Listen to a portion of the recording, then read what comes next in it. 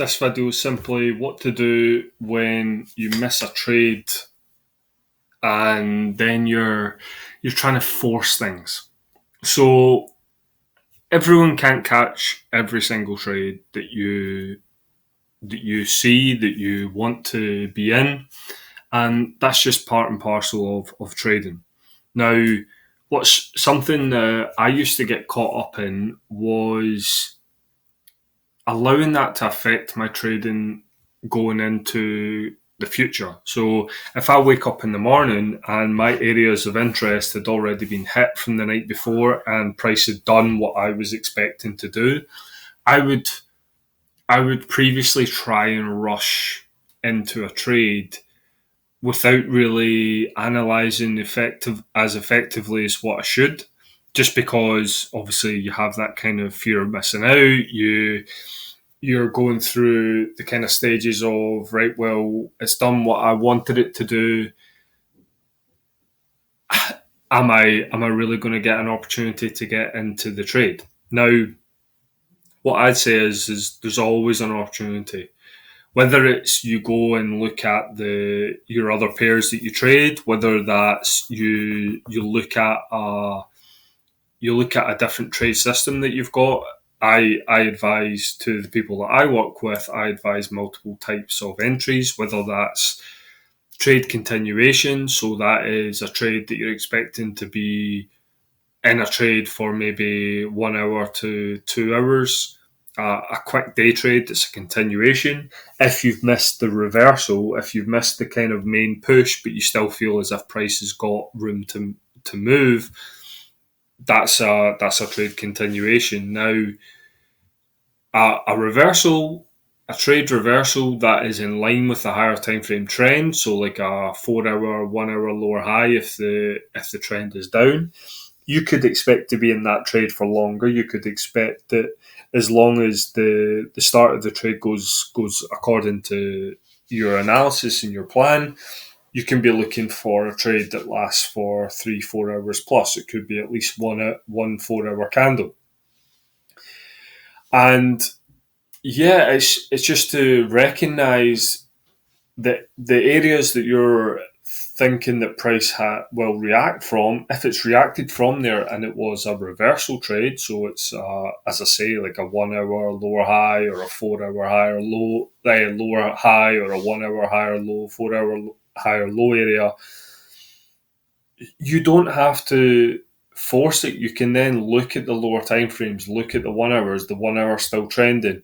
Has 15-minute structure broken? Could you look for a 15-minute break and retest? Could you look for a pullback on the 1 minute or the 5 minute that makes sense? Could you wait for a 1 hour candle close and then a pullback in the next 1 hour to then actually allow you to get into the trade, as long as there's nothing in the opposite direction, like in the opposite bias, that is close to where you're entering? That's the only thing that you have to be aware of. For example, with dollar CAD here, we've had a strong run to the downside. Now we're in a 4 hour impulse origin area that we've taken out the lows. We've taken out the lows of the week, actually. So I would expect at least some kind of reaction for a couple of hours from here. Now, would I be looking for shorts here with 20 minutes to go on this 1 hour? Even though the last 1 hour is strong bearish, with 20 minutes to go, the likelihood, due to the area that we are in on the 4 hour and the daily, and taking out the current lows of the week, I would expect that this candle with 20 minutes to go is going to close at best a slight bearish candle. I can't see it really being able to fall anymore and get to the round number of 1.26 with a solid 1 hour candle close. So therefore, what I would say is, well, if I'm looking for shorts, if I'm looking for a continuation, the likelihood is that I would be wanting price to come back to the 15-minute break and retest area up at 1.2635, 1.2630, or breaking close beyond this current support to then show us a run to the downside, or something like if there's no structure, which there's no real structure in here. There's an area here that you can see that we had a pause and then further drop to the downside. So that would be an area that I would mark out as somewhere that could be of interest. But again, it's quite close to current price due to what's already happened. And then it's just about, right, okay, well, can I use the stochastic, which is an indicator that is very good for using on the lower time frames whenever you're trying to gauge whether a deep pullback is finished or not and wants to go back in line with the trend of the higher time frames. It can be something that is of use. So, for example, the higher time frame trend and momentum is clearly bearish. So I wouldn't be looking for longs at all.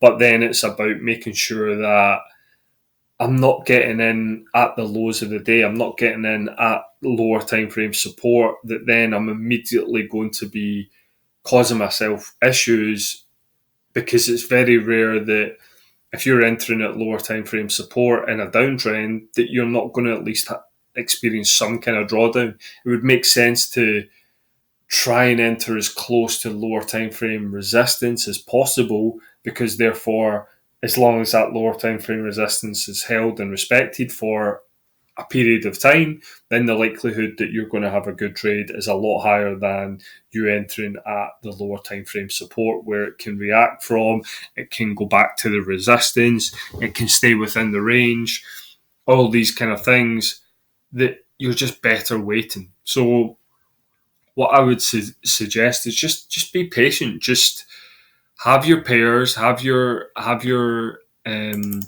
entry styles, but then be aware that, well, if I'm not getting in at an area that makes sense for my reversal trade, for my longer term trade, don't automatically look to enter a short term trade just because the market's running away from you. Just sometimes the market can be going away from you so quickly that you're not able to get an entry that suits your trading style, which you shouldn't see as a bad thing, because you don't want to be able to try and catch everything, or else you might as well just be at the charts 24/5. You might as well be at the charts 24 hours, 5 days a week.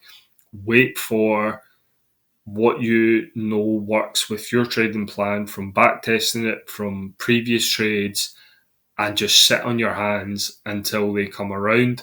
If they don't happen, move on to another pair, or just don't trade for the rest of the day. If none of your alerts go off, just don't force it. Now, something I would also keep in mind for short-term trading that can help you whenever you miss a trade and you're trying to find an entry, don't enter below the lows of the previous 1 hour candle.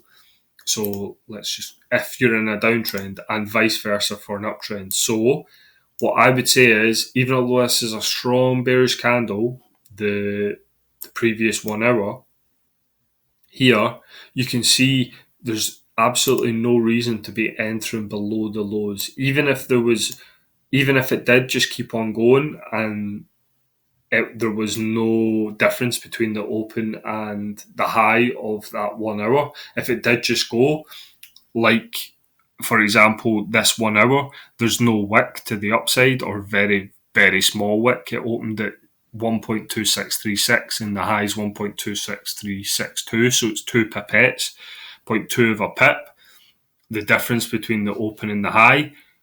To me, that just isn't a candle, an hour that I could look for an entry personally, with the way that I trade and the way that the markets generally move. Whereas everything else, all the other candles have a wick. So it just doesn't make sense to be entering below the lows of 1 hour candles, because you're just instantly 95% of the time going to be getting yourself into immediate drawdown that's unnecessary. And likewise for buys, whenever you're entering, go to the 1 hour time frame and be like, well, am I entering above the highs of the previous close 1 hour? If I am, do I really want to be getting in this trade? Or should I expect that, well, this trade should last less than an hour, probably half an hour? If you're entering in that kind of style, below the lows of a 1 hour bearish candle close or above the highs of a bullish 1 hour candle close, the likelihood is that that pair is going to pull back and you're going to go in unnecessary drawdown. Or if it is a winning trade, you're better getting out sooner rather than later once the profit is on your side of the table, because the market can take it back very easily. So yeah, I hope this video is of use. There's going to be more videos coming out about patterns, about multi-time frame analysis, about how to enter with momentum, etc. Plenty coming along. So yeah, if you haven't already, then please subscribe, and I look forward to hearing your comments on the next video.